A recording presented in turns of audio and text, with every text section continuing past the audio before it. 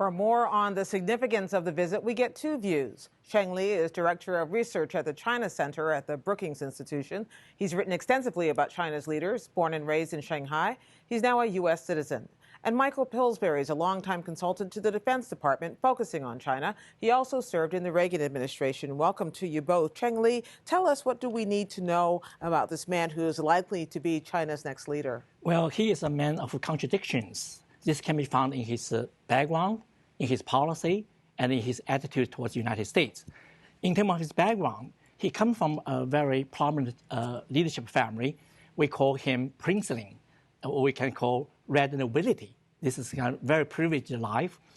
But also at the same time that he was sent through the Cultural Revolution because his father was purged.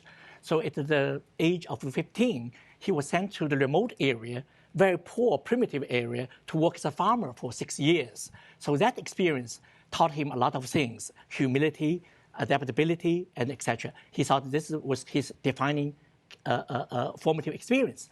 Now, in terms of policies, he is very market-friendly, and he served as a provincial leader in Zhejiang, Fujian, and Shanghai. These areas are very famous for private sector, dynamic private sector. When he was a leader, he really promoted private sector. But at the same time, that he never said anything about like a political reform. So politically, he is a conservative. And finally, his attitude towards the United States, he actually gave a number of occasions very harsh words criticizing the United States, very nationalistic. But at the same time, he said he loved American movies, World War II movies. He had sent his daughter to the United States. But also, most importantly, that he made personal decision when he's a provincial chief in Zhejiang and to bury the ashes of the U.S. last ambassador, John Stewart, who was a missionary educator, who served as the president of Yanjing University and also the U.S. last ambassador to China in 1949. Because he was born in China, he wanted to, he wanted to bury. Xi Jinping did that because this is very difficult. Because Chairman Mao wrote a piece, Farewell Stewart. Sounds like he's a symbolic figure of the American imperialism. Well, here we have a mixed bag, Michael Pillsbury, what we're hearing. We're hearing that in some ways he was a princeling. He was born to the, he was the manner born. On the other hand, he seems to have this affection for private enterprise. Would he be a reformer in the Western sense or in any sense of the word? Probably not. They have sort of a committee system that runs China, so any individual can't really rise above or ignore his colleagues. And I agree with you, there's contradictory evidence about Vice President Xi.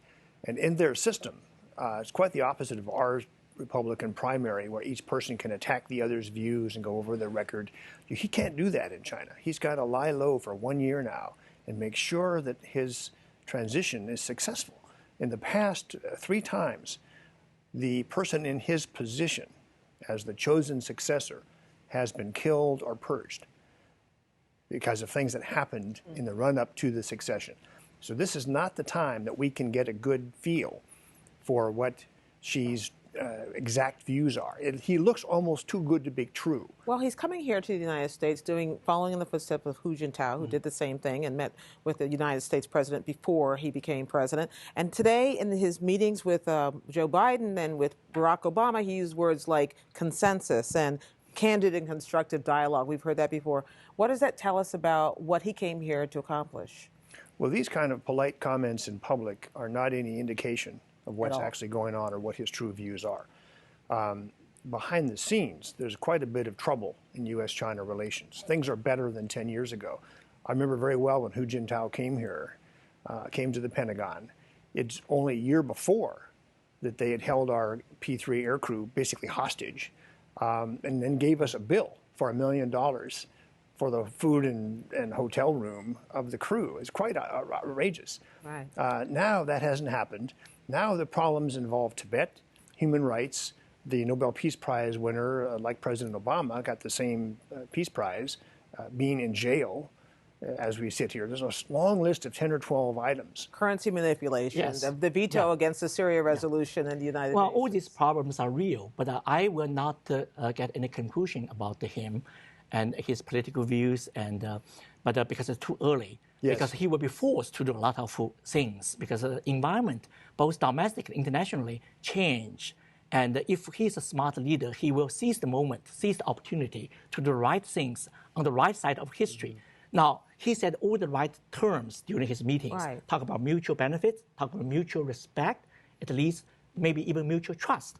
This is precisely needed if these two countries move to the next level of development. So it's much better to say these things rather than to just point a finger to each other. Trust seems like a step too far. I don't hear a lot of trust coming either from Chinese leaders or from U.S. leaders right now, especially in this kind of political environment. Is that a bar that has to be met? It's probably impossible to reduce the misunderstandings and the distrust. They have a number of military programs that are just facts on the ground, testing missiles that can sink American aircraft carriers. That's the only purpose of those missiles. Testing missiles that can shoot down satellites and possibly developing so many of these anti-satellite missiles that they could overwhelm all the reconnaissance satellites we have. We don't have that many satellites in space. The cyber attacks, the false defense budget, claiming they only have a defense budget of this much when we think they have more than twice as much.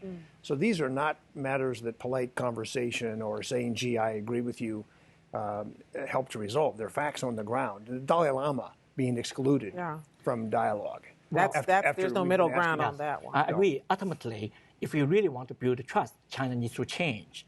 China needs to transform to a more democratic, truly market-driven economy. Of course, that it's still it's too early to say whether they can really move that direction. But on the other hand, if we were based on strategic tensions, there's almost no hope. But if you look at individual levels, you do see some friendship, exist everywhere between Chinese and Americans. There's a lot of cooperation, a lot of exchanges, education, culture, economic. So these kind of things could be foundation of eventually could lead to something very, very positive. So a visit like today, for Xi in particular, or for the President Obama, is it for a domestic audience at home, or is it for an international audience to raise his stature abroad? Well, this is something we really have to do. Here's the man who may well be running China for the next 10 years. And for him to have some face-to-face impressions, what are America's policy priorities? How do the American leaders speak to me alone in the Oval Office or in the Pentagon? These are very important messages for us to get across. So this trip's very much in our interest. In fact, I was quite thrilled today. Unlike 10 years ago with Hu Jintao, this time the Pentagon gave a full military honors ceremony, firing off 19-gun salute, having the Fife and Drum Corps come out. And Secretary Panetta was chatting in a friendly manner in English with Vice President Xi. So this is all the beginning of trying to influence China to go in a better direction. It's not just respect for Mr. Xi, but also respect a very rapidly changing China and also great people in China. I think that's appropriate. But talk about Xi, I think that certainly he has a more important audience at home because he has a dilemma.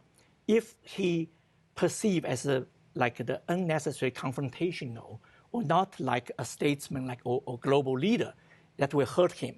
But if he is perceived as a person very soft to the United States or too accommodating to the United States or even sacrifice China's interest, that will be a disaster. So he needs to have to walk the balance. Walk that line.